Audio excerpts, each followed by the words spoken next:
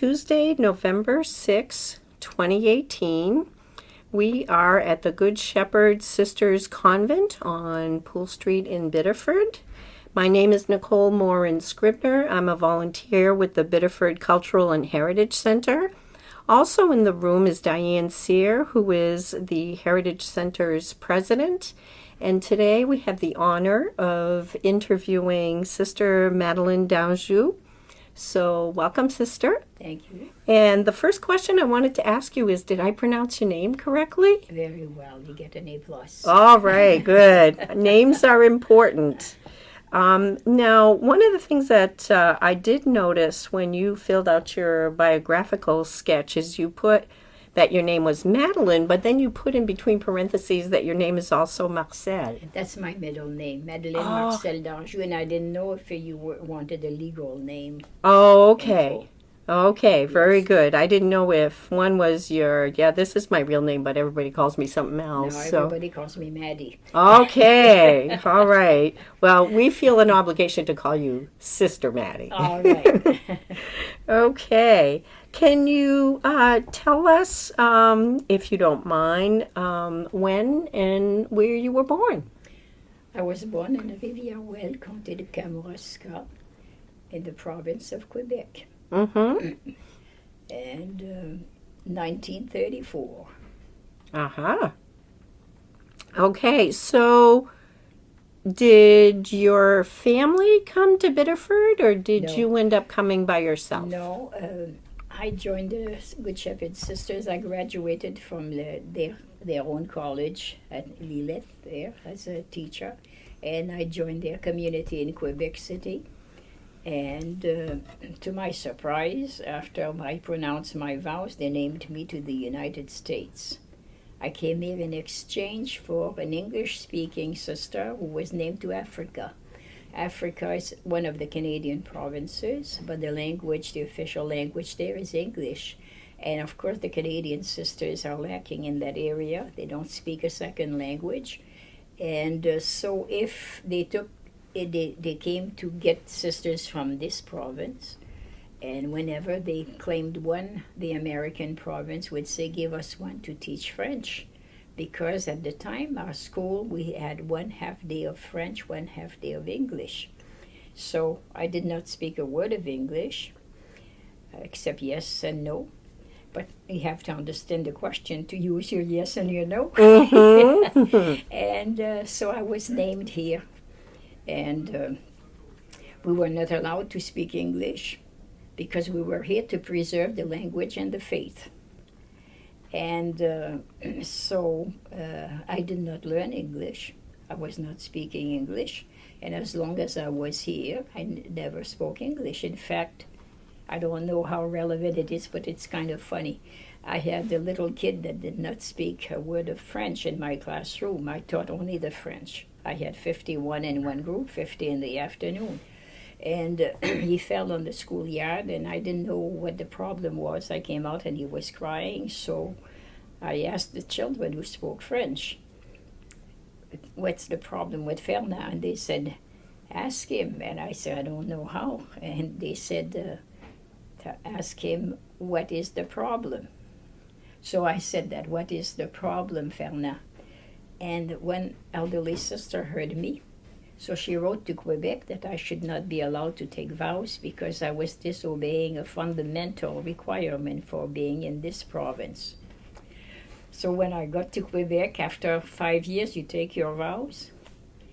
And I was confident that I would be accepted to the vows. I'd never had any reproach, but you had to see the 5 counselors. So the first one, do you expect to be admitted to the vows, sister? And I said, yes. And she said, well, we're not so sure. We had a report that you're not very obedient. Well, that was a surprise to me. She says, the others will speak to you about it. So I go to the next one, same question, same comment, and then I get to the general. By then, I was convinced at the 5th one that I was going to be rejected for the vows. But she was a woman full of common sense. So she says, I hear, my little sister, that you spoke English right in the schoolyard in front of everybody. And I said, I did once, just once. It was so clear in my head that, and she said, well, let me tell you, my little sister, I will allow you to take your vows in this community if you promise me that you will continue to speak English. Oh my. See, she had evolved enough to realize you need two languages. And so that's how come I ended up taking my vows and becoming a Good Shepherd sister. But I did not speak English even after my final vows, so they sent me back here to teach French. So I taught French here. Then I was named to Lawrence. Lawrence is also a French city. And in Lawrence, the general came. I taught at the high school French. And the general came, and she realized that I had been in that milieu for a number of years and that I must speak some English. Well, I really did not, because we were not permitted to speak English. Even though I had the okay from the general, I was careful about not trying not to learn the language. So she left. She never said anything, but when she got to Quebec, she called the provincial and she said, we'd like to have Sister Madeleine D'Anjou go to Vancouver. You know, so every 6 months we had a questionnaire to fill out. And it said, where would you like, are you happy in your profession, in your career, and would you like a change? And if we were to change you, what would you like to do? And I always had wanted to be a missionary, and I was going to enter a missionary community. But we had a retreat at the end of the year, and the priest asked me what I wanted to do with my life, and I said, I want to become a nun, but I want to be a missionary. And he said, so I'm going to become a sister of the Immaculate Conception. And he said, the Good Shepherd sisters have missions. They're in Biddeford land. They're at the time that's where they were. So he said, if God wants you to be a missionary, He'll send you. If it's not in the cards, you won't be sent. But he said, you'll be sure you're doing God's will and not yours. He says, you should join the Good Shepherd sisters. So I took him seriously and I joined. So I had every 6 months written, I want to be a missionary, but I do not consider British Columbia a mission country or province, and I do not ever want to be sent to British Columbia. I wrote that for 5 years. And what do you know? She goes back to Quebec and she calls and she says, we would like Sister Madeleine D'Anjou to go to British Columbia to teach. And she is to leave next Friday. I had 5 days to get ready to leave and not saying goodbye to anyone. I was in Lawrence. All my friends were in Bayview, all the young sisters, and so. And I said, well, my parents. She said, well, the Canadian Pacific train stops in Montreal 2 hours. By then we had moved to Montreal. And she said, you can stop there, tell your parents to meet you at the station. You can probably go to lunch with them. So that was it. So I went to British Columbia, and I didn't speak English. We had a French school, 11 creeds, 13 nationalities, 11 creeds in my classroom, 5th grade. So the parents, British Columbia, I don't know if you're aware of that, admits only professionals and there as immigrants to join. So they were all highly educated. The children were all from Europe mostly. They spoke several languages. It was the most fascinating experience. But you could not speak English to them. The parents wanted them to master French. It was French all day long. So I spoke French, but whenever we went out, even though we were pretty cloistered at the time, we didn't go out much, but we didn't have a car and we didn't drive, so we had to take the train or the bus or a taxi. You had to go to the pharmacy to get your pills, and we didn't speak a word of English. And we still were thinking, you can't speak English, you know. I suffered so much from that. I just felt so inferior I went to vote for the first time.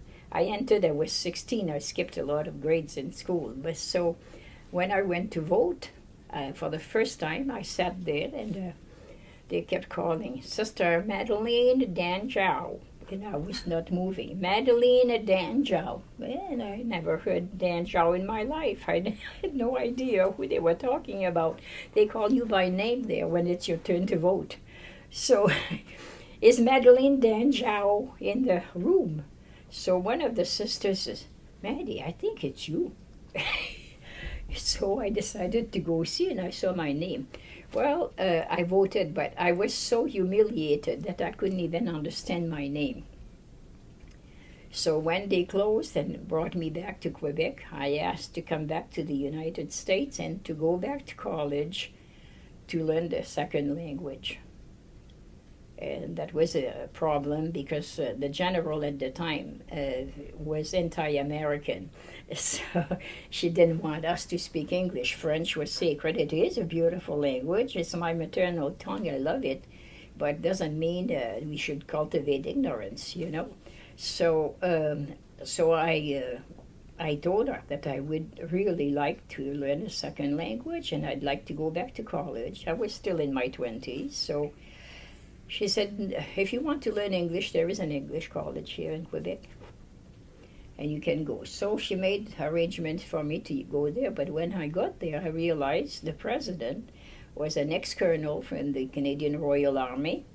It was run like army, and he had learned English as a second language, and his accent was worse than mine, far worse. So therefore, I decided this is not the English I want to learn. The kids are all French. They'll speak French. He doesn't mind reverting to the French. So I went home very discouraged that this is where I was expected to learn English. And one of my friends was friends with the assistant general who was in charge of education in the community. So I told my friend what had happened, and I was probably crying, and she went to tell the other sister, was Madeleine also. And Madeleine says, oh, no, the days are past where the sisters will be asked to do something they have no inclination to do. She says, how fruitful will their ministry be? So she went to talk to the general, and she said, I am in charge of education, and I'm sending her to the United States. This is where she was before she went to British Columbia. This is where she wants to return. So I came back here. And I thought I passed as a student because I had to leave again within a week. So I had to pass as a student, but I taught French to high school, and I took 2 courses. I had never taken biology, and I was not in the business course in Canada, so I had never taken typing. So I took typing and I took biology, and then I decided to go to a college there, so I went to Suffolk University. And within 3 months, I spoke fluent English. When you're invited, I asked not to go to a Catholic college, because in the Catholic college, it's the Jesuits, and they all speak multi-languages, and they're very accommodating to the nuns. Would you like me to give you a test in French? So I said to the general and the provincial, I don't want that. I don't want anybody who will cater to me because my basic language is French. I want English, so send me to a non-Catholic college. Plus, it's good to know what happens on the other side of the fence, you know. So I went to Suffolk University. I loved it. And it was not easy. It was not easy because I did not understand a word. When I say I did not understand a word, the sisters with me were all French. So I remember the first class they put me, because I already had a degree in education, they put me in advanced English. I wanted to be doing a baccalaureate because I said if you put me at the master's and I don't speak English, what good will that be? So they put me back there. And they put me in advanced English composition for literature. And when he gave the syllabus, I couldn't understand a darn word he said. So I looked, and the sisters trained me and said, Maddie, they will ask you to introduce yourself because they ask every student to do that. And so they did, in fact. We all had to introduce ourselves. So the sisters said, "You will say, my name is Sister Madeleine D'Anjou, and I do not speak English fluently." And that's what I did. I was shaking in my boots. I arrived there with 5,000 students, and that was gathering all around me, and I couldn't understand a word. So when the teacher, I saw every student went in front and said their name and where they were from. So I did my little sentence. The students all laughed. They had a good time. And so they presumed that the class would be easy, because what teacher would fail a nun? But I was the only nun and the first nun that ever went to that college. And most of the teachers were not Catholic, and they didn't enjoy having a nun in their classroom. They all said to my parents when I graduated, I felt my conscience was sitting in front of me, and I hated her. That's when they treated me, like they hated me too. And so the being a nun there didn't matter at all, except that it was a negative. And so they gave us, so I went to ask him, what, could you give me a copy of that? I realized he gave them the assignment for the semester. And he said to me, I understood some English, though, that I could, because in contact with people, you hear, and we studied grammar in Canada, English grammar. So I understood him to say, this is an English-speaking college. If you don't understand, that's not my problem. Get out of my classroom. That's what he told me. There was an older woman there, and she had stayed. When she saw that I stayed behind, she decided to stay also. And she signaled to me. She made me a copy, come with me. She went to the library, made me a copy of what she had written for the syllabus. And she said, if you need anything, ask me. So that woman was very good to me. And within 3 months, I spoke English fluently. That's all I heard all day long, and that's what my reading was all about. But I stayed up night and put all the marks on the vowels and learned to pronounce that. I worked so hard. But afterwards, that's my story. Those are some pretty tough transitions. Yes. So how old were you when you first left Canada and you came to Biddeford once you left Canada? I was 19. What year would that have been? 51, 52 was my postulance, 52, 53, 53, 54. I was 54. So you came to Biddeford in 1954. Yes. And back then, you were teaching at St. Joseph's School? Joseph, the old St. Joseph School. Now, was that a grammar school, or was that I was teaching at the grammar school level to begin with. What was the school like at that time? Was it very big or small? As I told you, we had a half day of French and a half day of English. So we had some lay teachers with us, and they taught English. And some of the sisters were Americans, and they knew English. And so they taught the English session, and we taught the French session the whole morning and the whole afternoon. They switched classes, the children, so they had to learn French. So that part of the transition, other than, well, you left your country and you left your family, that must have been difficult. Right, that was terrible for me, because my parents were against my vocation. Oh. They did not want me to join the convent. My father, I had to write to the pastor and ask him to. My father was very involved in the church, and yet he didn't want any of us to become priests or nuns. And I had a brother who had already joined the brotherhood, and an older sister who was already a nun. And they had put the brakes on that. They did not want any of them. My father said, we're 12 kids, and none of us went to become a brother, and we did the good life, and you're going to do the same. So, but my brother, somehow he managed to do it. And my sister too, but she had already left home. We were 12 children. So she was a nun, a grey nun. She had not taken her final vows, but she was a nun. And when it came to me, the 11th one of the family, they said, no, you're not going to become a nun. So I wrote to the pastor. I was graduating that year, so I wrote to the pastor and I told him he needed to talk to my dad because Dad needed to sign the papers. I was not of age. So my father came crying and he said, "Why did you do that to me? Embarrass me in front." And he signed. He signed, but they never came to see me. They didn't want. They thought my mother was convinced if she didn't come to see me, I would leave the convent because I could not live without them. But it did the opposite to me. I was pretty stubborn, and if you don't want to see me, that's too bad because I've kept thinking after a while you'll miss me and you'll come to see me. I thought the opposite of them. So they didn't come. So so when I figured I have to tell them I'm going to the United States, oh my God, I didn't know how to write and tell them that.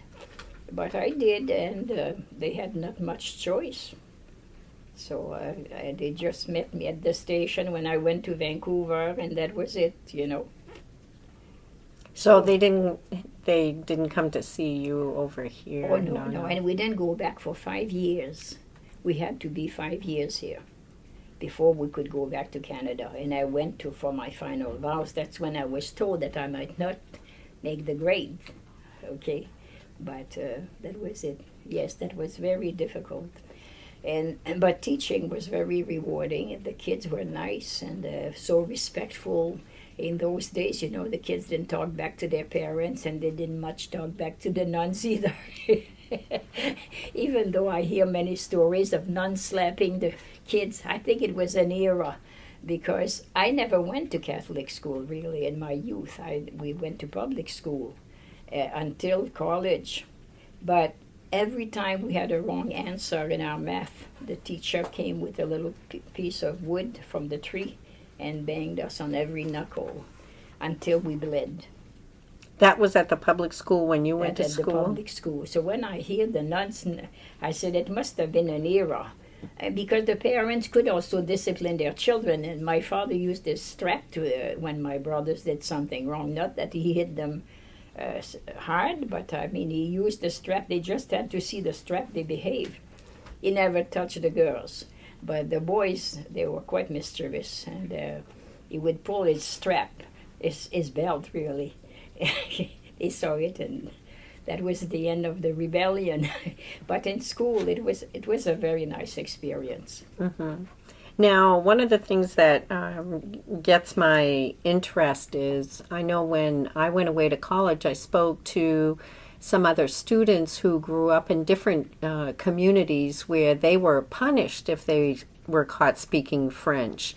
But that doesn't seem to have been the experience in Biddeford. No. Nor in Lawrence. I was in Lawrence. No, French was very welcome. The parents wanted the grandparents were alive, you see. They wanted their children and grandchildren to speak French. There was never a problem. No, never. But were they actively encouraging the children to learn both languages? I would think so, because it was important to them to have the English too. But when they were home until they started school, they only spoke French. They all told us that. They spoke French at home because of père et ma mère. So there was no difficulty there. Mm-hmm. Gradually, the children married, and the children married outside of their own race. They married Irish guys and so on. I have nephews myself that married Irish girls, so they're not going to come home and speak French when their wife can't understand a word, so the kids grew up not speaking French. So that's the way it worked, you know.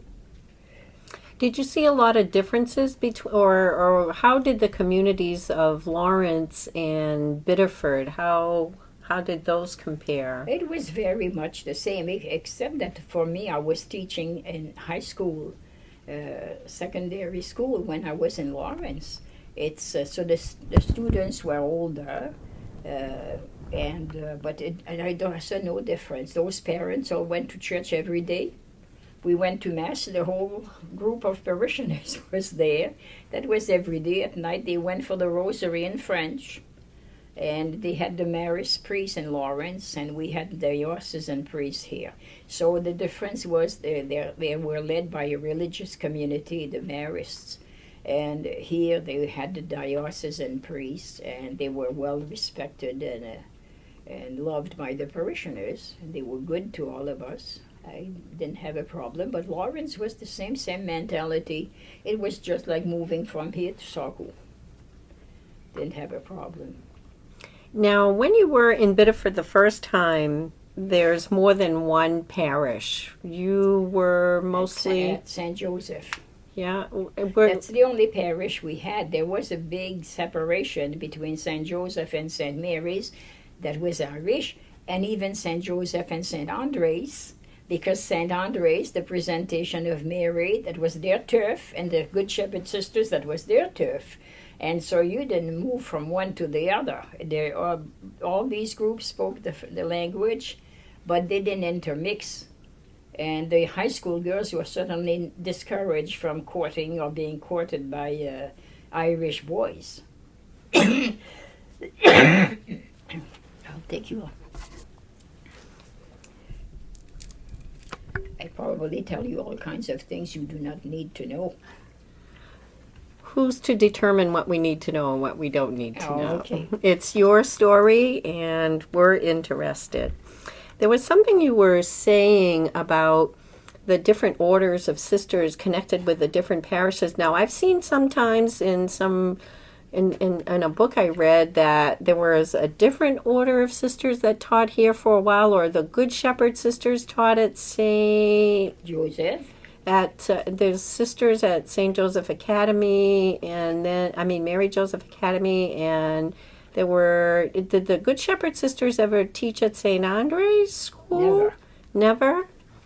The Good Shepherd sisters have St. Andre's attached to their history a lot, because we have St. Andre's next door, and we had St. Andre's for the celibate mothers. And so the name St. Andre's to our own institution came from the Decari fathers, who were very interested in helping the young Canadian girls that came from Quebec to work at the mills, and many of us were taken advantage of and got pregnant. The Good Shepherd sisters in Quebec took care of unwed mothers, and therefore they came here. When they came, they were called by Father Dupont, I believe, but they came here to help those girls that worked in the mills and who did not speak the language. And therefore, they tried to open a home. But the government, of course, church and state were separated, very, very clear demarcation at the time. And they tried a few times to open a home. One was on Cassuth Street here, not far from St. Joseph's Church. And it failed because they couldn't survive.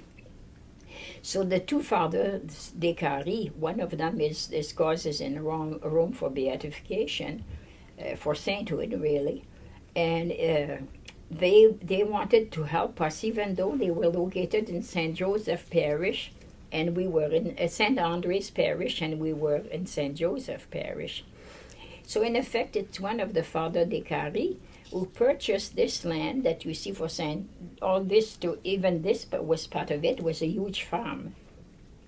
They gave $5,000 to start the work, and they purchased this farm and gave it to the sisters so that they could have the girls work on the farm with them, and they themselves, we had Master Saint Armand, who really was the head gardener here and farmer, and the girls helped, and they hired a gentleman who was raising his family, Mr. Rowe, the building right next to St. Andre's. When you leave on your right, that's Mr. Rowe.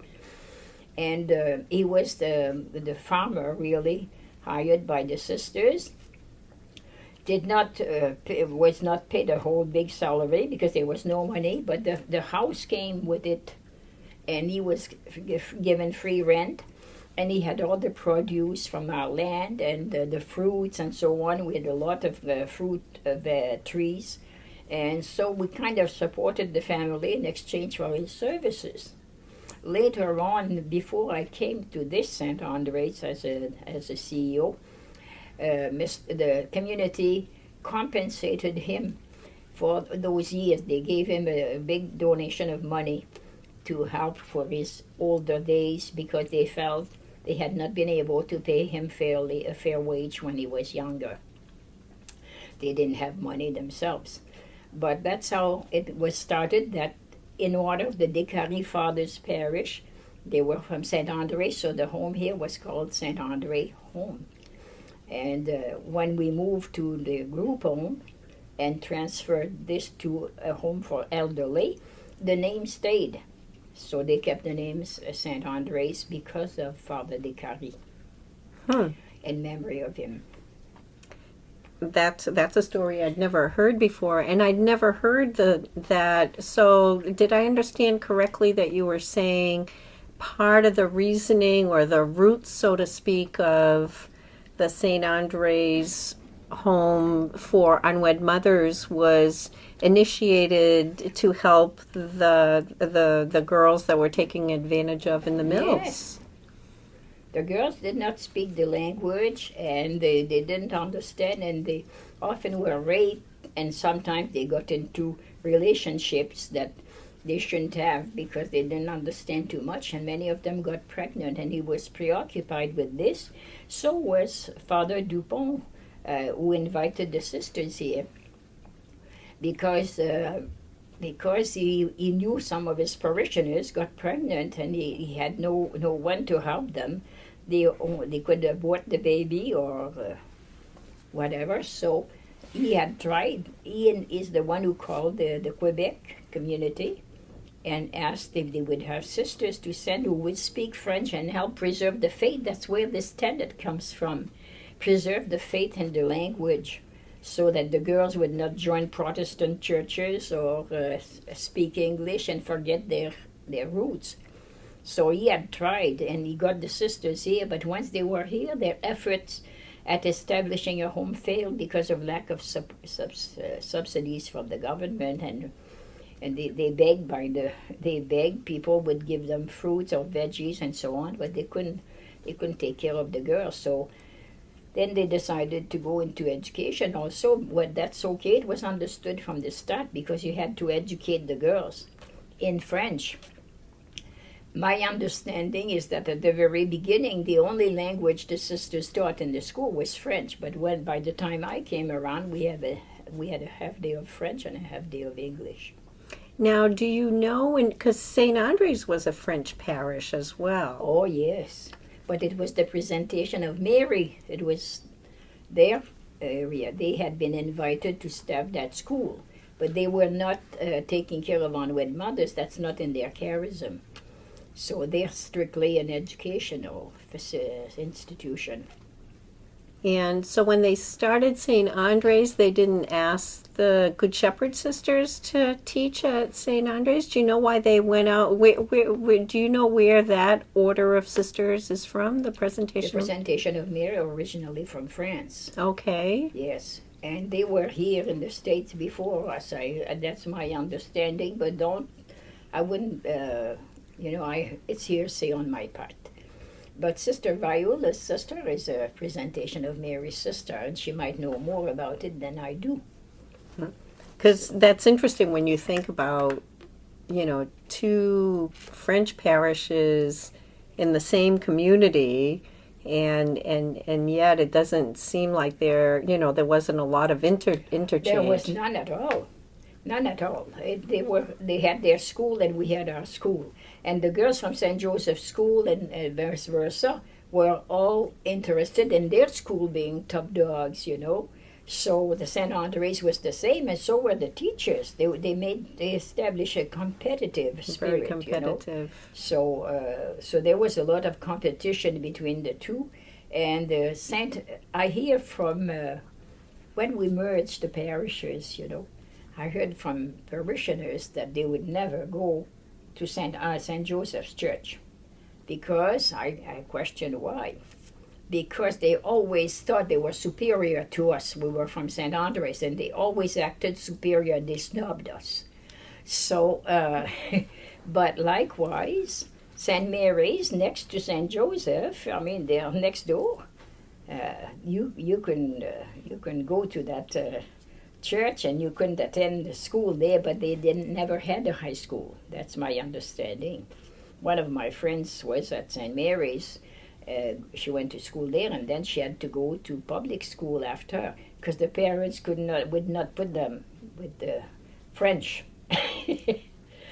even to this day, for some people, it's so entrenched in them. It is awful.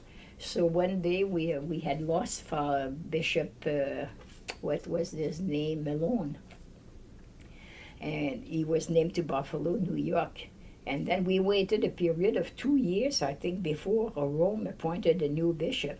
And when he did, I was all excited. We had a bishop, so I went to church and I said, I'm a lector in church and Eucharistic minister. So I said to one of the ladies there, I said, isn't it good news? We have a bishop. And she said, it's another damn Irish man. Yeah, there's a lot of history about that, isn't there? Oh, yes. Yes, but gradually they intermixed and married, and that's how the language got assimilated, though, and they lost their language because the dominant language here in America, you speak English, so.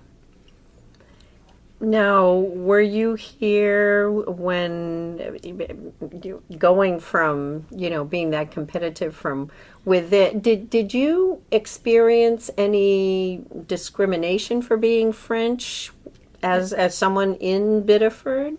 No, not me, but personally. But I know the Irish and the French disliked each other, and that was open war. I mean, so that's the only type of discrimination. But in the community itself, when you went to stores or restaurants, you were all treated equally. It was family mostly that cultivated that rivalry. So otherwise, no, I never experienced that.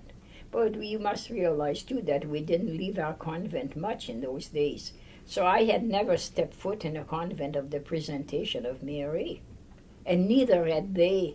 Now they come here for Thanksgiving. We had council this morning and we said we'll invite the Presentation to come for Thanksgiving with us, because they don't have a priest to celebrate Mass, and then there are very few that stay like us. We can go to our families on Thanksgiving.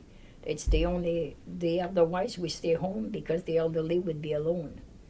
And so now they come and share bread with us, and they come to Mass. They were here Sunday again, and so on, and I said we would never have seen that. However, for a little interlude, I stayed at the Presentation of Mary when I was still I was a young Jewish sister, a young professor. When I was in Lawrence, our furnace broke in the heart of the winter. It was a tough winter. We had no furnace, and we were 26 in the house. So they dispersed us to various communities, mostly with other Good Shepherd sisters.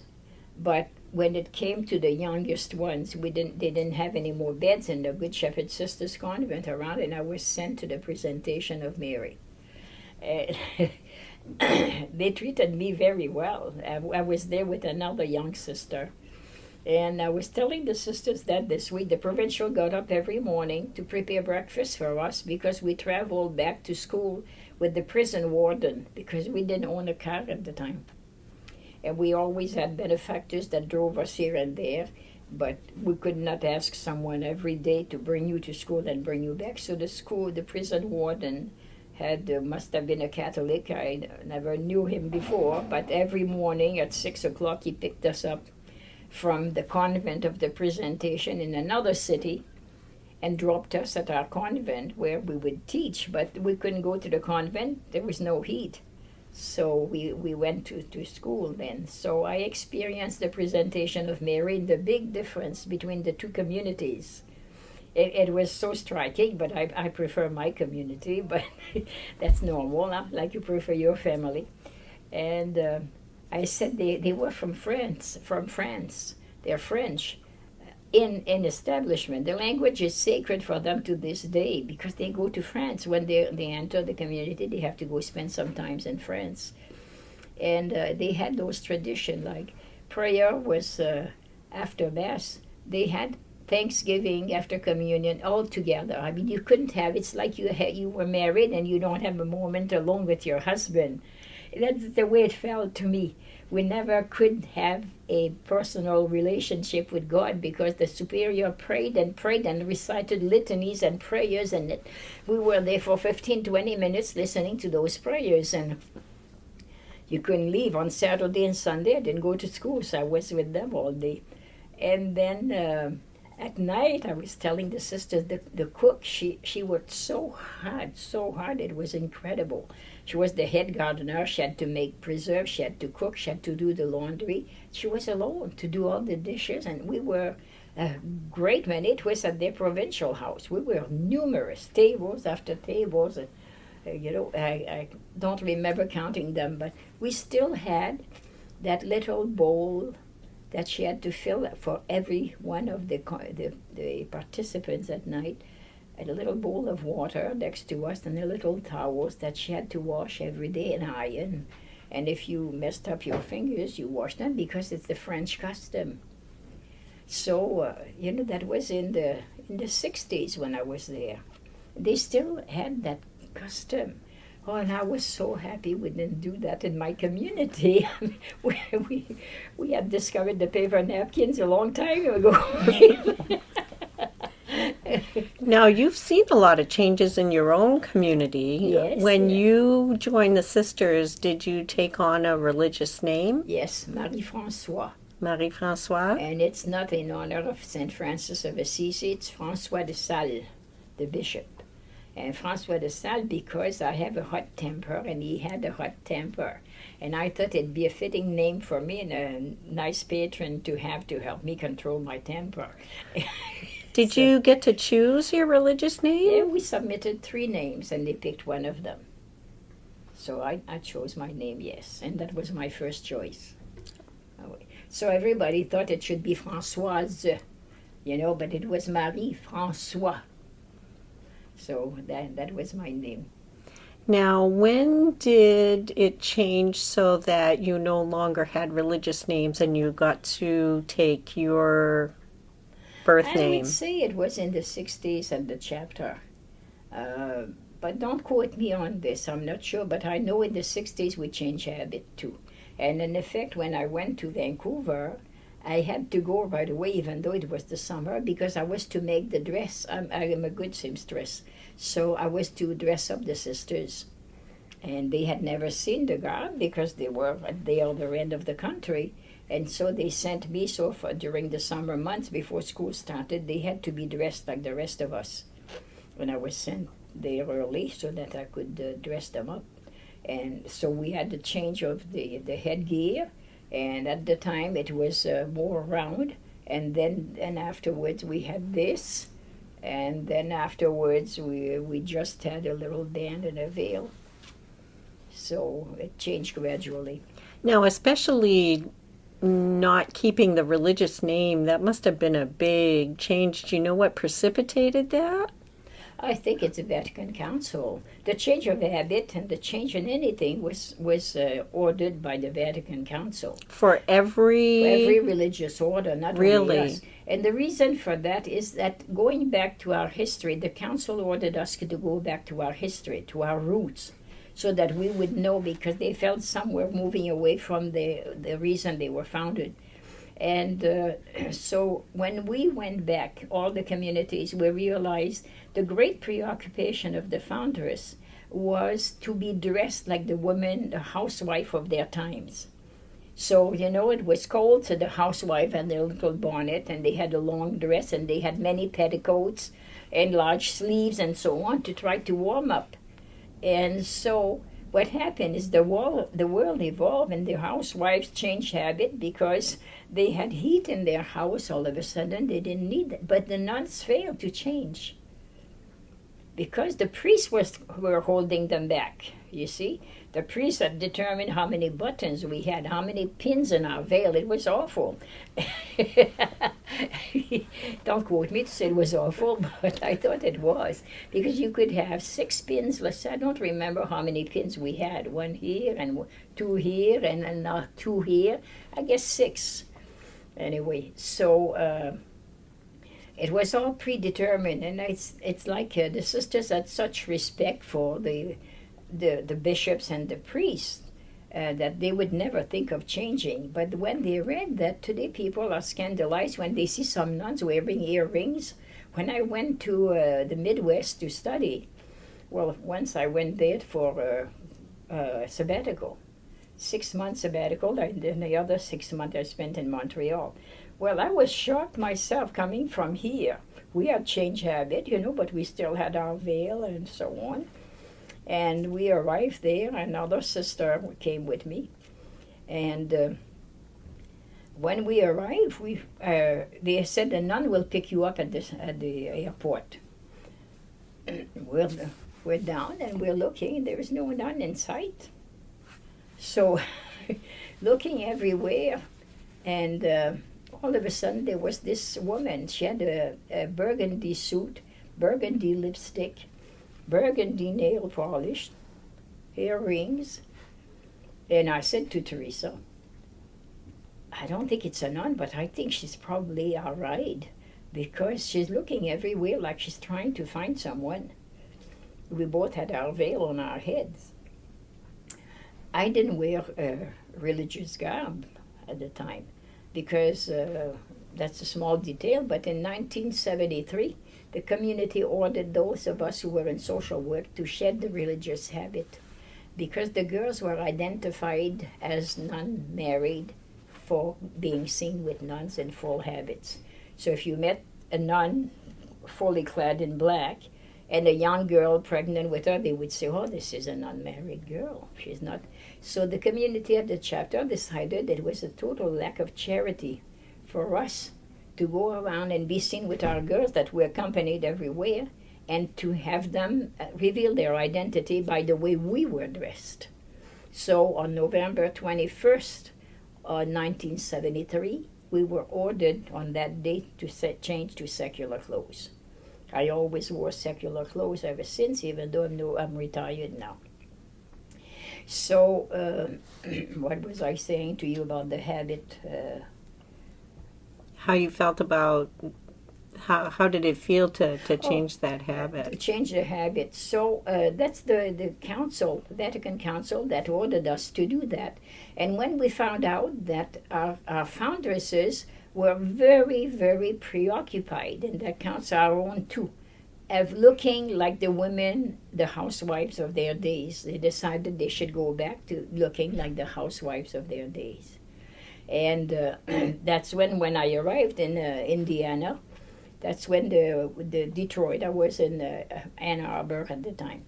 And the nuns, that nun picked us up. It turned out she was a nun. And I couldn't believe it, And so she had to drive 40 miles to bring us to their mother house. And when we arrived, she took us upstairs to where the group was. She says, everybody else has arrived. We were about 80-some for the group for a sabbatical, which was to coincide with a change of career for all of us. And I was changing career at the time. So we walk in there, and we see men, and we see a lot of lay women. And they're all sipping a glass of wine, and there's a tray of cheese and caramel corn on the table. And we both stop, and they stop too, and they look at the two of us, and they're all... And so we're dressed in full garb with the veil. And one of the priests, he was from Australia, he said, what part of the woods do you two come from? So we were insulted because we felt they were the ones that were out of place and foolishly dressed and so on. But it turned out we had a wonderful experience there. But we had lay clothes. I had lay clothes, and so did Teresa. But we were going with a group of religious, so we felt we should dress as nuns. And we were so stubborn, I told Teresa, we're not going to wear our lay clothes. They are not going to tell us how to dress. It's our business. They had no right saying that. And so the only time we dressed up as lay people was the day we left. And they were all so shocked to see. But the priest every day would say, oh, I see Maddie still had her little rag on her head. And I hated him. I wrote him a long letter after I got here, telling him what I thought of him insulting me. It turns out he liked me a lot. He was he was always happy to have me in the group. But he always started with that, oh, I see Maddie still has a little rag on her head today. And I'd say to Teresa, we're going to wear the little rag till the last day.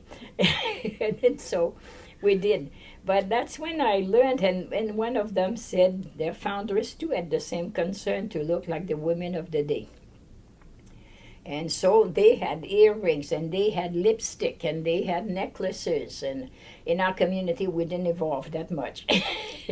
But I'm not shocked when I see a nun with earrings or with lipstick, because I say, she's following the directives of the church. That's what it was. That's very interesting. I never heard that perspective at all. So When thank you for women sharing were so it. shocked when we changed habit. Mrs. Neveu from Biddeford, I don't know if you knew her. She lived on Adams Street below the old St. Joseph Convent. And two of our sisters, they had a suit, you know, the classic suit. So that was very modest. And so they decided to go down to shop at, there was a lot of little stores on Main Street at the time. So they decided to go down.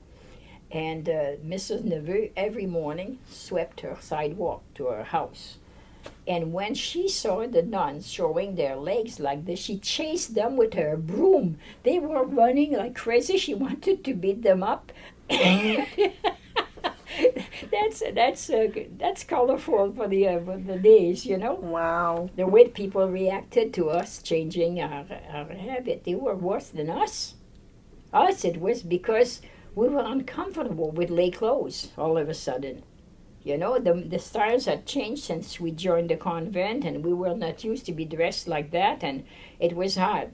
But we knew the church had asked us to adapt, and we did. But their thing was that the nuns should not be showing their legs, and the nuns should not be showing their face, and they should be buttoned to here. So we did take a lot of abuse that way. Now, what year would that have? That you said that was in the In the 60s. In the 60s. Yes. Yeah. I do want to ask you, because I'm so curious. I have so many questions I'd love to ask. So one of the things that I wondered about was going to a lay college like Suffolk University. I mean, even irrespective of the fact that you didn't speak the language, but being the only nun there. I mean, how? Where did you live, and other than that one woman you mentioned, did the others interact with you? Gradually, they all liked me. I was the Sister Teresa went to teach there. She says, I live there as a legend. Sister Maddie lives there as a legend. She said that all the teachers were crazy about me after they knew me, you know. First of all, I was a little more mature than their regular student who went to college after high school. And so they enjoyed that, and once they could converse with me, we had a lot of wonderful exchanges. It was a very happy time in my life, very happy. The distinction disappeared after a while, you know. They still taught classes about comparative religion and so on, and they were very honest about the appraisal of the church, Catholic Church. Most of them were non-Catholic, so they just beat on the church all they could, but they were very respectful of my presence. And they made it easy for me in a sense that I learned English, and I could understand everything after 3 months, but I did not like to speak in public because I knew I had a bad accent. And in the convent, the accent was more of a deterrent than in outside world. The American sisters tended to make fun of us if we spoke English. They were teasing, but they didn't realize that it hurt because we were trying. You see, like the, T-H-E. Many French say de, because they hear the same thing. So if you mispronounce a TH, the sister would repeat it and laugh, and like it was fun that we had said that. But for us, it was a signal, don't speak. So I was at the university, and the professor, when we were asked, the nuns, 6 nuns from the Little Franciscan of Mary that you have in Grande Allée, Quebec, they came for one class. I was the first nun that was there full time, but they came for one class in child care, and I was in their class. They all left the community. They were too young to be there on a campus that was so liberal after the Vatican Council and so on. Anyway, these sisters were there, and they were in the same class as me, and we had been asked the sisters should go for their internship to secular institutions, and the secular people should go to religious institutions. So you both learn what's on the other side of the meadow. And so of all these nuns, I'm the only one, of course, that took that seriously. So I went to teach as a nun at a non-religious institution. I was with autistic children. Anyway, so we had to write a report about and share it with the class. So I wrote my first report about the autistic children. They were severely autistic. It was just terrible. And it was in the black section, Rochester. So I wrote my report, and the teacher liked it. So we were all around the round table for that class, and he said, he gave the grades, and then he said, Sister D'Anjou will read her report. Oh my God, I'm having a panic attack inside. I'm going to have to read in English in front of these people. I didn't want to do that. And but he said, go ahead, sister. And so I start. And if I'm self-conscious, my accent is far more pronounced. So I start, and I start reading, and then there are two little nuns there. One is black, Sister Claire Napoleon. I don't think you'll ever meet her. She was from the South, a little Franciscan of Mary. And they are laughing their head off because of my accent, of course. So Dr. Sullivan, bang, on the desk. Oh my God. We jumped, and I stopped, and he said, Sister Claire Napoleon. She straightens up. He said, what is the purpose of language? And she stammers, and she said, to communicate. Good. He said, good, you have the right answer. Is Sister D'Anjou communicating something to us? Yes. He said, then keep quiet and listen, you might learn something. Afterwards, I never was afraid. He just made it so easy for me to understand it's not important, the accent. It's what you communicate that's important. Afterwards, there was nothing to stop me. I was on the stages. I was fighting for rent control in Boston. I was doing all kinds of things because he had liberated me from what I experienced in community. It's not said to speak badly of my sister. They were really teasing, but they didn't realize how painful it was to hear someone say, da da da. And they were having fun, but I would not speak English in front of them. And afterwards, if I traveled and someone says, you have an accent, and I say, yes, that means I speak two languages. What about you? That's all. And I've heard that plenty. Good point. Yeah. So I'm going to bring you back to Biddeford and some of your professional experiences. So you went from teaching, and then you went into social work? I went to social work, and I trained really to teach the children that were really mentally challenged and behaviorally challenged. And when I was at Suffolk once a month, I traveled to Lawrence, Massachusetts, to the orphanage there where they had disturbed children.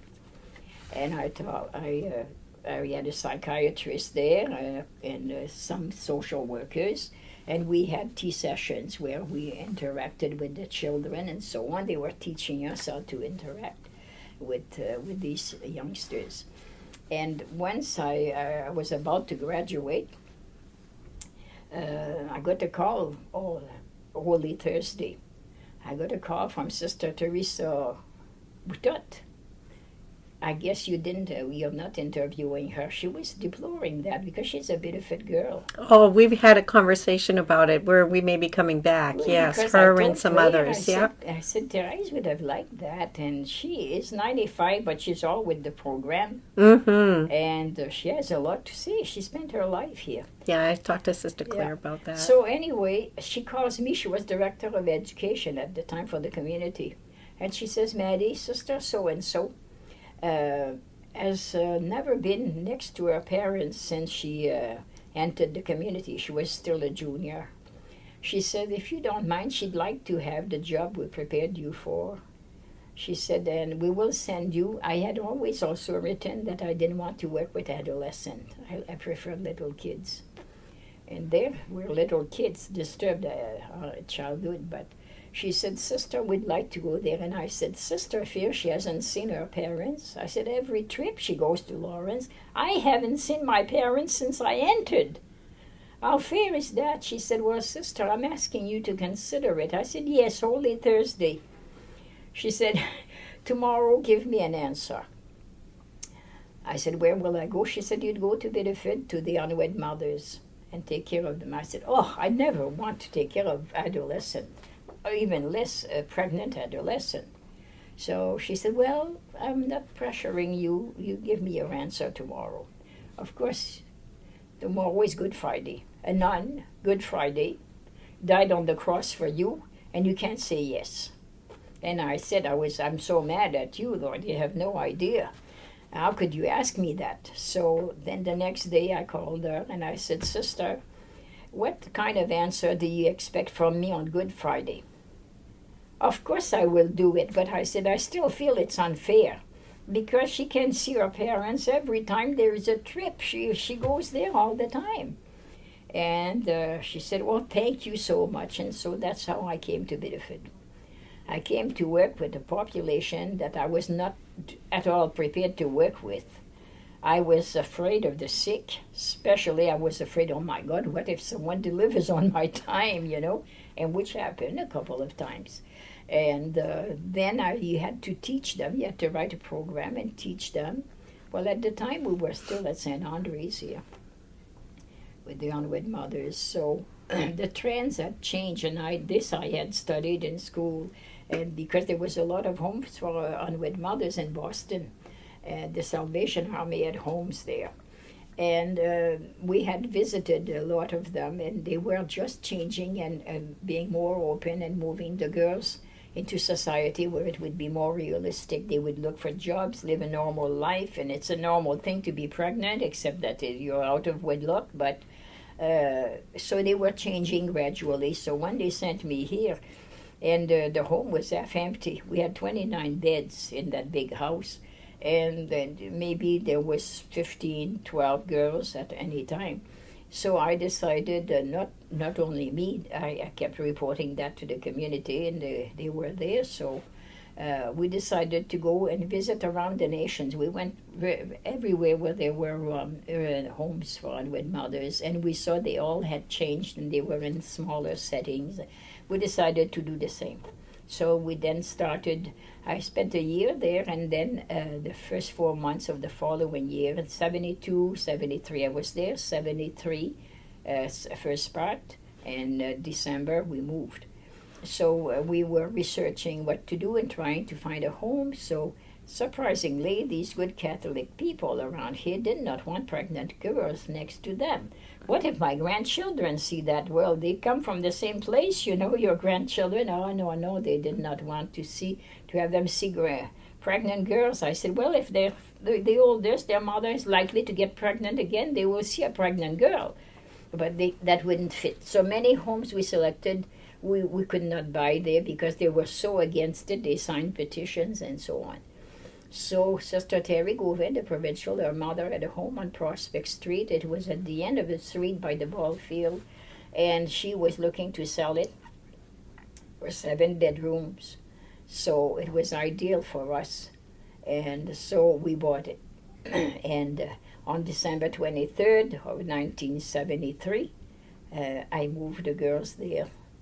And they had been doing repairs. We had to remodel quite a bit.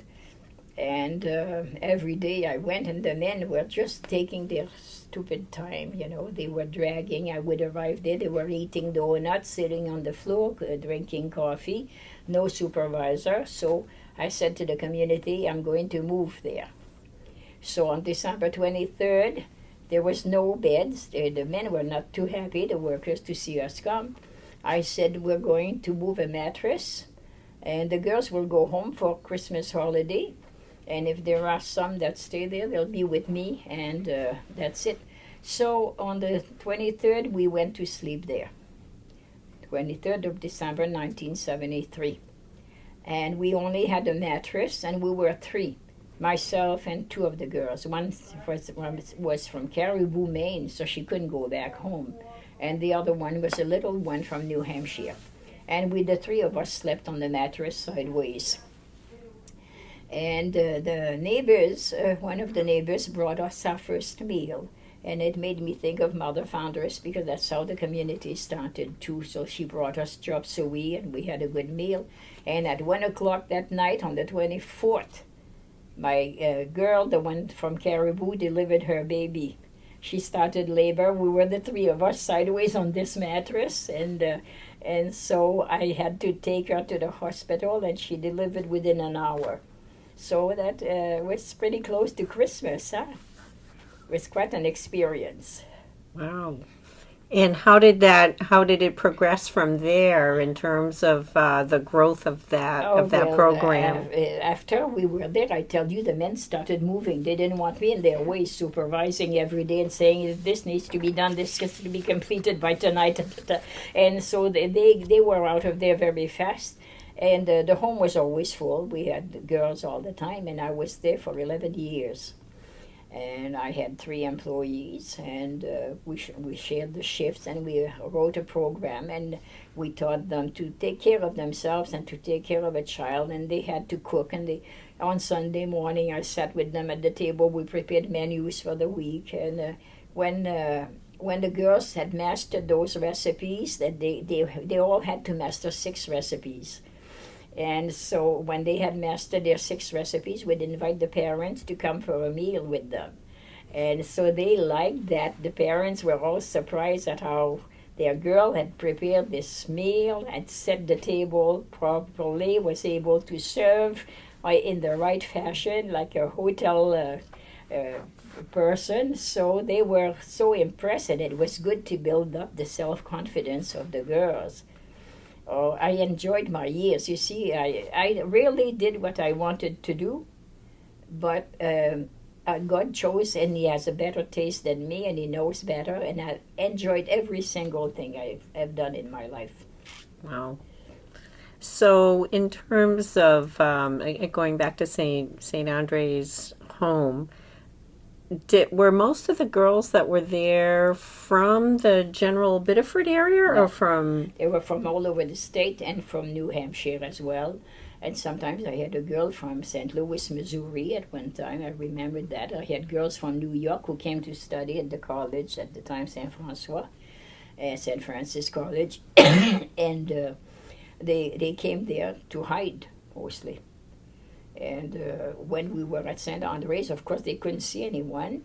Nobody saw them. They had 2-sided windows in the door, and they could see, and if someone came and asked for them, we'd take them, and they'd look and see if they didn't want to see someone. They would say, no, I don't want to see that person, and would then say, there's nobody here by that name. They changed name anyway when they came. They did? Yes. Not in my days, but they already had other names. Let's say my name is Paulette. Well, I could have been called Paula. So that changed a bit. And so there was no Paulette there. You just could say there's no Paulette here. Because there was a Paula. So that was easy enough. But then I moved them there, and we started sending them to high school. We registered them to finish their high school. Most of them had not. And so the teachers came to our school, to St. Andre's. And so every girl had individualized tutoring. It was beautiful. And then they graduated at the end of the year if they were seniors and so on. We had a big event there again. And every so often they threw a party for the ladies' auxiliary, and they made all kinds of gourmet type of food that I taught them to make, and they were so proud of themselves. So the ladies' auxiliary was very helpful to the program? Yes, they're the ones that really contributed money to support the program, because the government was still not. When I was at St. Andre's as the head, I made $6,225 a year. My counterpart in Quebec made $67,000 a year. So she made $61,000 above my salary. It was hard to survive and it was hard to find workers. So, but I had good, dedicated workers, and that worked well. So that was quite a transition from going from a teacher to a social worker to you were the CEO over at St. Andre's, no? St. Andre's 400 Mothers, I was not the CEO. I was the CEO of St. Andre Healthcare Facility. Of healthcare facility. For 17 years. And yes. that's a whole different population group, too. Totally polarized situation. You know, you work with you prepare for the little one, they move you with the teenagers. And then again, they moved me with the elderly. Well, I didn't want the elderly any more than I had wanted the teenagers. I was in Montreal. I told you I had a sabbatical, so I did 6 months in Ann Arbor, Michigan. And then the program ended, and I moved to Montreal to a school of contemplative prayer to finish my year. That was a wonderful, wonderful experience. And so when I was supposed to go to Loyola College after that to train in pastoral care, to get a degree in pastoral care. So the community had said that, and I was very happy with that. And in June, when most of the participants left, I asked the community if I could stay the 3 months since I didn't have a job yet, and they said yes, and it was delightful. And then all of a sudden, one day, I think in July, early July, the director comes to me and said, your provincial called, and she would like you to go back to Biddeford tomorrow. What? I said, I just got permission to spend the summer off. She wants you to go back to Biddeford. So before that, she had also brought me back one day for a job that I did not want at the diocese, and she said, well, you won't get it anyway, but I got it. So, at that time, she said, I called back, and I said, what do you want me to go to Biddeford for? She said, well, we can't tell you. It was the one who was the general, then was in charge of the studies at the time. And that's who I called, and she said, we can't tell you over the phone. We'll tell you when you get here. So I had to obey. I came. And so when I arrived, the next day I called. I went to my convent, and then I called. And all set? We are all set. Well, anyway, the next day I called the provincial administration, and I said, could you now tell me why I'm back? And she said, no, we're not ready to tell you. But when we're ready, we'll let you know. And I start every day, people, the young sisters, they're going to college, and I'm alone in the house. And I say, why did they bring me back to be alone in the house? And then I also noticed there is a trunk by my bedroom door. That was my convent where I was on Elm Street before. So I call and ask Therese, why is there Sister Rita's trunk next to my bedroom door? Is she coming to live there? Am I moving out? And she said, we can't tell you. I was getting very furious at that. I was getting impatient and antsy. And then one day I called again. Every day they were leaving me alone in the house, and why did I come back to be alone in the house? So I called Therese again, and I said, Therese, when will you telling me? I said, it's boring here. I'm alone here. I said, I cook their meals every day. They come at night, they eat, and that's it for me. I said, I thought you brought me because you had something to have me do. Yes, we do, but we're not ready. So I start preparing the dinner for the evening. We had the main meal at night, and I prepare spare ribs, and I put them in the oven. Then the phone rings. It is Teresa, and she said, Maddie, we're ready now. All of a sudden, they were not. Now they're ready. I didn't understand that at all. She said, do you want to come here, or do you want me to go there? I said, I just put 9 spare ribs in the oven, and I would appreciate it if you came because I don't want to leave my dinner in there. So she came and she said, so how do you want it? Do you want me to sugarcoat it or do you want it straight? I said, I want it straight. She said, you'll be leaving for the university at the weekend. She says, all you have to do now is get your curriculum vitae in order and get 3 references from some people you know. I'm leaving for the university in Indiana. I said, what am I going to do there? She said, we want you to get a master's in administration because you're going to be the CEO of St. Andre Healthcare Facility, and that's not been your field.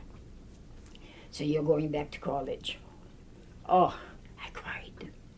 I cried so hard because I did not want that, and I certainly did not want a master in administration because my family's all into business. And I also had said, I'll never go into business. That's all I heard, crunching numbers at the table and everywhere. So I said, I don't want that. And she said, well, we had a big discernment and for 3 days. And every time we came back, everybody had the same name, that it was you that was supposed to go there. So she said, you're going to go there.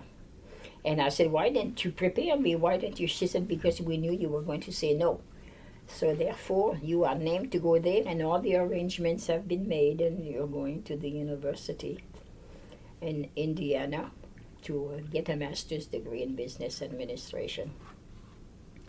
So I start getting ready. In July, August, it was August by then, where do I get somebody to give me a reference? My teachers are all out. The school is not in session.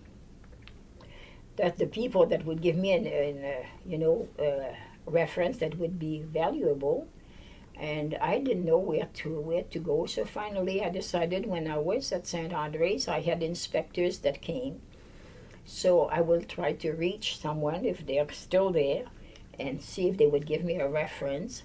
Then I wrote to the University of Suffolk and asked for my advisor, and they found him, and he sent me and then I asked for my supervisor at St. Andre's group home, and he gave me a reference. So it seems like everything was falling into place, and she had said, pack your suitcase because you're not going to go back to Marie Fitzbach. Sister Rita is going to occupy your bedroom. She's named there. That's why your trunk was at my door. And so then I start thinking, but where will I live when I get to Indiana? So I called her again. I said, am I going to live in the dorm on campus, or am I going to live in a rental somewhere? And she said, you're going to live on campus. And I said, do you know the name of the... She says, oh, we forgot to ask about that. You need to do it yourself. I'm leaving Friday, and I don't have a place to... I had no place to sleep or anything, so I call. She gives me the name of the person in charge of admission at Notre Dame. And I called her, and she said, sister, there isn't a single place free on campus. I don't know where we'll put you. We have no place. She says, I'm going to make phone calls all day for you. Call me back tomorrow. The next day I called, and she said, sister, I found one place with 3 freshmen. And she said, sister, I would discourage you strongly from accepting that. She says, you know, you'll live together. There's 1 refrigerator. They're renting a house. They want a 4th person. She said their boyfriends will sleep over. The food in the refrigerator will be theirs. You won't have anything. You can call yours. She said they'll have loud music playing while you're trying to write your thesis. She said, I would discourage you. I was already discouraged to think I would go with 3 teenagers to study, you know. So I called the provincial administration and I told them that. And finally they understood that it made no sense. So they decided that I would stay at Bayview, and then I would take a correspondence course. Well, the correspondence course, your teachers, today it's so modern, the teachers talk to me every day like I was the only person on earth. You're going to take budget preparation and all these things to prepare you for the. And then next year you'll resume. So that's what I did. I stayed around, so I had sometimes to prepare my mind to this transition. That was the most horrible transition in my life. I have to tell you that it was awful. The first 3 weeks at college, I cried every single day. Leaving a school of contemplative prayer to be with men that discuss budget and revenue and bottom line all day long, all classes long. It was just awful. I'll spare you the details how I snapped out of there because I'm sure you don't want to hear it. Wow. But anyway, I came to St. Andre's. I graduated. I came to St. Andre's, and I loved it. I loved every minute of it. So, again, God writes straight on crooked lines. The eyes always tells me, see, I was right. I said, no, you were not right. That was not right what you did to me. God was right because he knew what he was doing. You didn't. So the community over at St. Andre's, at St. Andre's Healthcare Facility, was that still pretty much a Franco community, or a lot of different people there? At St. Andre Healthcare at the time? When you were the leader at St. Andre's Healthcare? Yes. Was it, what happened The is elders. that they bought an a house for to lodge the administration. We just sold it lately on Elm Street. And then they transformed, it took a year to transform this into a nursing home. And when I arrived there, it was a nursing home. Sister Jeanette was the administrator, and she was dying of cancer. And she couldn't wait for me to graduate so that I could take over because she was really sick. She had been taking chemotherapy for all those years, and she really never liked the job. She said she cried herself to sleep every night. Well, for me, I was happy in the job.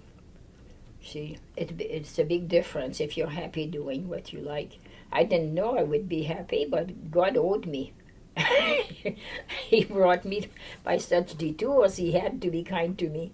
So anyway, I was very happy there, but Jeanette was most miserable there.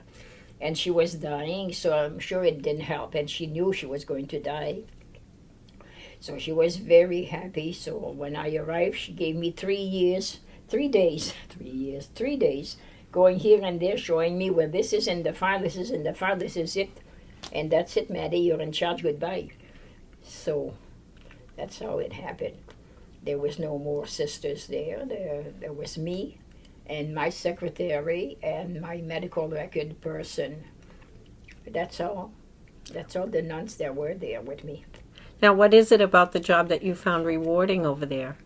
Oh, the patients, they were so wonderful. I still like to work with the elderly. I go around bringing them communion, visiting them in their room, and they just give me 1,000 times more than what I could ever give them. Their faith, their trust in me and in human nature and the things they went through in their lives. I mean, my life was peanuts, and I thought I was giving a lot when I gave up being married and having a family. I didn't give anything, believe me, compared to what these people gave up in their lives. So the interaction with the elderly was just so wonderful. But I did meet a woman at Notre Dame. I told you I would skip that, but it's interesting. I was so discouraged from just hearing about numbers and capital and business and revenue and I said to God one day, please make me meet someone who knows you and loves you so that I can share my love for you with her and I can learn to digest what's happening here. So I went to church because we went to church, all of us at Notre Dame. The church is so beautiful and the seminarians sing and it's gorgeous. And at night after supper we rush to go to Vespers. Not only the nuns and the priests, all people go. They just like it. It's a beautiful ceremony. And so I went to church and I was praying that on my way, Lord, make me meet someone who knows and loves you because I can't take it anymore. We're all talking business here. So I get to the church, and then the priest says, the peace be with you. Give each other a sign of peace. So I turn around, and there is this woman, and she grabs my hand, and I grab her hand, and our eyes lock, and we can't let go of each other. She had beautiful, deep blue eyes, and all I could see was her eyes. Afterwards, I couldn't have said what this woman looked like. And she said, the peace be with you. And I said, the peace be with you. And I felt the Lord had put on my way, on my path, this woman that was what I had prayed for. I figured I'd never see her again. It didn't matter. That contact brought me extreme peace. Oh, I was so peaceful and so happy. So I stayed a while to pray after Mass. And then the cafeteria at Notre Dame, I don't know if you've ever been at the cafeteria, is pretty far, and we had to go to supper and then come back for Vespers. So I decided I have to leave. So I leave, and on my way there was a woman in front of me that was so slow. And I hate to pass in front of everybody that seems to have a hard time because it looks like you're not walking fast enough. But finally I said to her, I said, please excuse me. I said, I want to get to the cafeteria. I said, but I have to go. I come back for Vespers. And I said, I don't mean to be rude. And she says, oh, that's fine. She said, the only reason I'm so slow is that I'm a commuting student and my car is parked illegally. I said, how come? She said, because I turned around and I couldn't find any parking place. And now I'm afraid I'll get a ticket. And I said, oh, don't worry about this. I said, just tell your guardian angels to spread his wings over your car and you'll be all set, I guarantee you. I said, I do it all the time. I said, if it's not our fault, we need to put the car where there's a space. I said, don't worry about it. So she said, okay, I'll do that. And she starts hastening in front of me and she goes to the cafeteria. In the cafeteria, I serve myself, and I forget about this woman. And then I come back to sit, and there is only one place in it with this woman, a little table. And I said to her, Miss, would you mind if I join you? I don't find any other empty seats. She says, by all means. And then we look at each other. She says, you're the lady in the church. And I said, you're the lady in the church. And she said, you know, you are God's answers to my prayer. I had asked God to put someone on my road that loved him and knew him. And she said, there, I knew it was you when I touched your hand. And I said, I had made the same prayer. Well, we became fast friends, and every day we met at the grotto of Dr. Tom, what's his name, the doctor that went overseas and so on. He died there, and he was a student of Notre Dame, and at the grotto they had a big memorandum for him and so on.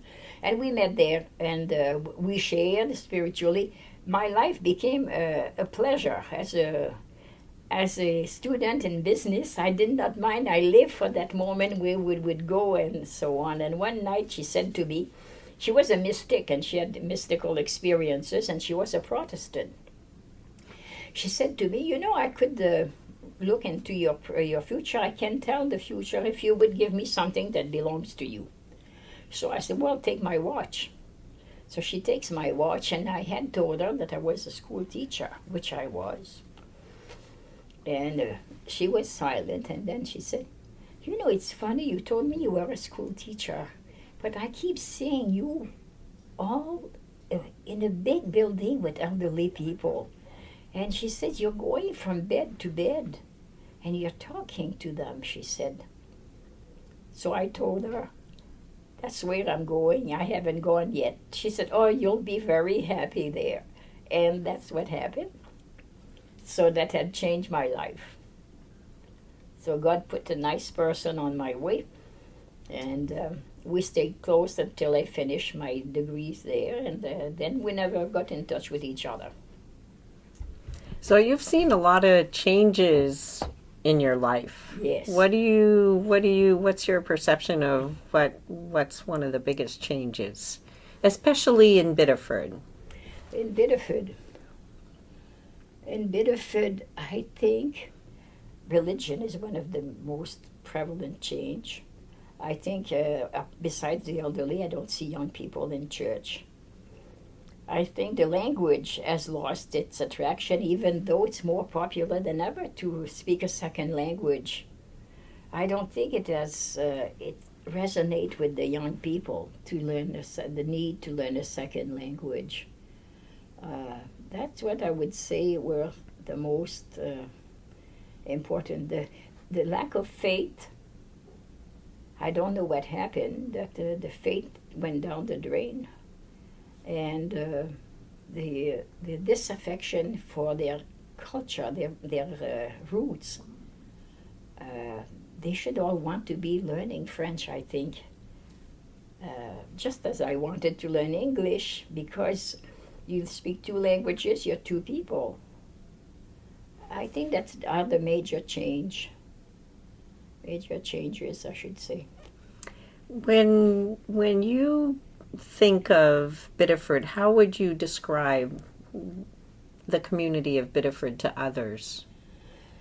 If I talk of middle-aged people and older, I would say they're a group of people that are very committed to help civically in the civic institutions and so on, and the church even for events. They may not necessarily be churchgoers, but they volunteer for all kinds of projects with the church.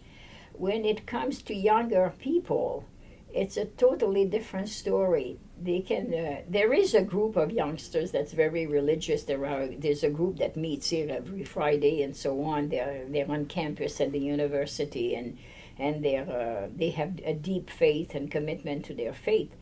But when it comes to others, they don't necessarily go to church. And if you lose your faith, I think that's when a society starts disintegrating. You know, they're talking a lot about suicide among women these days. And I said, if they don't have faith, what is it? What is there to live for? We see the same thing in Canada.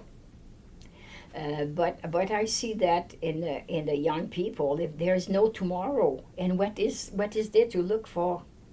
In the future, everything is in turmoil. The news on the TV and the newspapers is bad every day.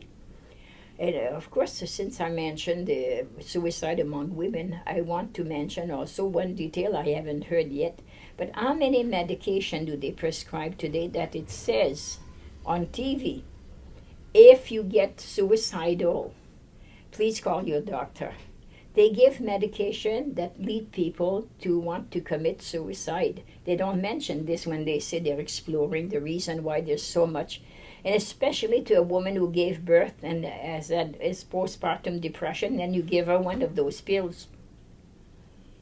I'm taking one right now. I had not, because I had another implant in my arteries, and I had not thought of anything serious about it.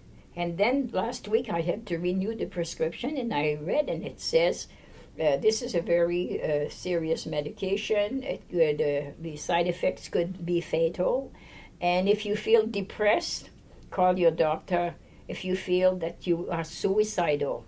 And I said to myself, I've been taking a pill that could make me suicidal. By the time I'm suicidal, it's a little late to turn things around. So I think that a lot of this explains today, but I think the lack of hope, the lack of a purpose, and in faith in the afterlife.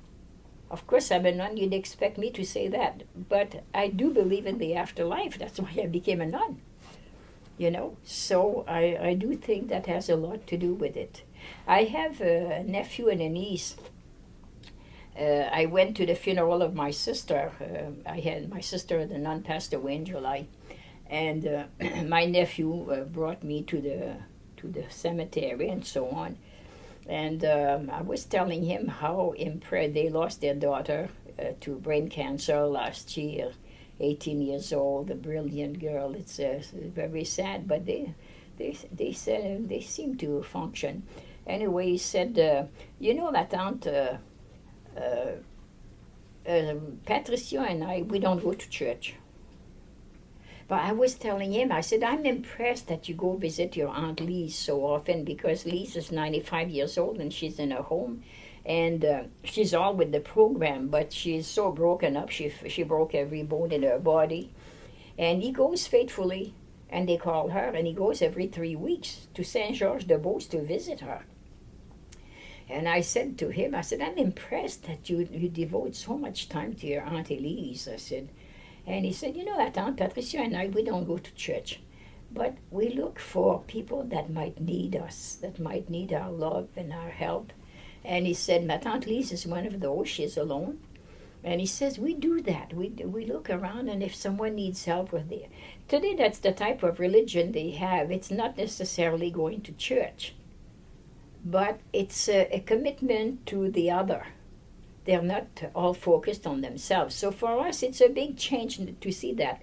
But when you really get to know them, you are impressed by their commitment to look for ways to help others. And it might be a great consolation to parents, I think, if they get the time to talk to their kids and find out what makes them tick, really. And it's religion. It's the essence of religion. Well, you can have some that go to church every Sunday and they don't have faith, or they're self-centered and they're navel-gazing. But the youth of today are out. And yesterday I was listening to a report on the TV, and they were saying the youth will go out to vote in droves today, in droves. They said what interests the young people is justice, the immigrations, and so on. And when I heard those calls, and this morning when I went to vote, everybody that came out of the school was young people. They were very young, and we couldn't find a place to park. Circled around for 10 minutes before I could find a place. And I said, well, if this isn't religion, nothing is. But the ones who don't have faith at all in the tomorrow, they're the ones we need to pray for and try to rescue. But the others, no, don't give up because they don't go to church. You know. So what is something you'd want to make sure that people take away from hearing your story? First of all, I hope nobody listens to my story except you. I said to Claire, I don't have a story to tell. My story has nothing to do with their purpose, you know. But I think that the cliche, God rides straight on crooked lines, is what I'd like them to take away. Because it's what happened in my life. It looked so crooked. It never went the way I wanted. I had a straight path. I was going to do this, do that. It didn't happen this way, but wherever there was a detour, the detour led me to a beautiful place and a lot of happiness. And that's what I would like people to take away from my story. And is there anything else you'd like to share that we didn't ask? I didn't want to share anything. Claire kind of twisted my arm, telling me, oh, go, they won't pick you anyway, Maddie. She said, they won't pick you because you're not a Biddeford-born girl, and so that's what they're mostly looking for. So she said, you can give your name. Give your name that would give them a choice. So I gave my name. So when she came to tell me that she had an answer from you, I said, I hope she didn't pick me. She says, no, on the contrary, she's anxious to meet you. Because I was born in Quebec, I think, she said. Oh. So, like I said at the very beginning, you had just a little influence on, some of the people, some of the programs in Biddeford, and who knows how many other people you touch, whether they came through Biddeford at one point or another, and that's exactly what we're looking for. When I was at Suffolk, one of my teachers, my history teacher, he said, sister, when you have time, a good Protestant, a good staunch Protestant, he was writing books all the time. If you have a chance, he says, if you're free, he said, I'd like to take you for a walk in Boston to see something. I said, well, we'll do it tomorrow. I mean, I lived alone in an apartment, so The next day we go down and he brings me over the Beacon Hill and he shows me a little church at the bottom. He said, now I'm going to take you down to that little church and we're going to go in. So we went to the little church and we opened, and then I see a confessional and it says Father so-and-so, and I said another confessional, and I said the baptismal fonts and the holy water fonts and so on. And he said, do you feel at home in this church? I said, yes. I said, it's small, but I said that I feel very much at home. I said, it's like our church. And he said, this is not a Catholic church. He said, Canadians have been known to come from Quebec, and they arrived here. They didn't speak the language. They were looking for a place to go to church, and he said they found this little church. And he said they opened the door, they saw the confessional, and it says Father so-and-so. They said all this, the same thing you saw. And he says they joined, they've been coming here for years. He said it's mostly French people that make up this Protestant congregation, and they don't know they're not Catholic.